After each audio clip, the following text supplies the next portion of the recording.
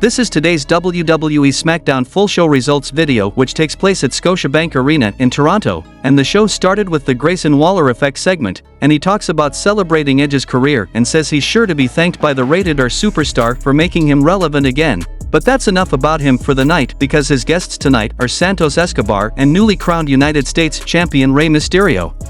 Waller congratulates Mysterio on his win and Rey says it's great to be United States champion again, and Grayson throws a barb about how Escobar can only imagine how that feels, and Mysterio says Austin Theory cooked up a plan that they ruined together, and Waller asks if they're co-champions. Grayson tries to sow discord between them, but Santos cuts him off and says the only person he's angry at is that lowlife good-for-nothing Austin Theory, and he has nothing but respect for his legend, friend, and mentor Rey Mysterio. He knows what Waller is doing, but it won't work, because they're family, and Austin got exactly what he deserves, and once he's fully healed, and Austin Theory comes, and he congratulates Rey on becoming a 3-time United States champion and says it's a great achievement, but it's no Father of the Year award. He complains that last week was a tragedy and Escobar and his damn leg weren't man enough to step up to the greatest United States champion. He demands Adam Pearce come down and fix things, and Pearce comes to the stage, and he says he figured he'd get called out, but nobody wants to hear him complain tonight.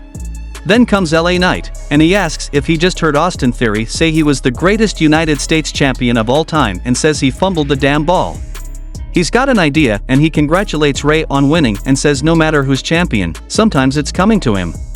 Theory talks about being the greatest, but he went through a bunch of other men at SummerSlam and they're both dressed to fight, so how about this, Knight vs Theory, with a shot at the United States Championship on the line, and Adam considers it as the crowd roars and he makes it official for now. Then we saw a match between Austin Theory vs LA Knight to become the #1 contender for the United States Championship, and the result of this match was Austin Theory defeated LA Knight by pinfall with a schoolboy pin and a handful of tights when Miz distracted Knight, becoming the #1 contender the WWE United States Championship. The next match happened between Bianca Belair and Charlotte Flair vs Bayley and Io Sky, and the result of this match was Bianca Belair and Charlotte Flair won the match by pinfall with KOD from Belair on Bayley.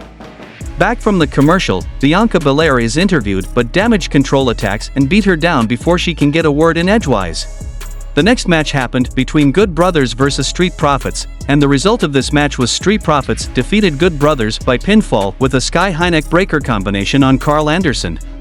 The Profits stand tall on the stage and Bobby Lashley makes his entrance to congratulate them on their victory and raise their hands.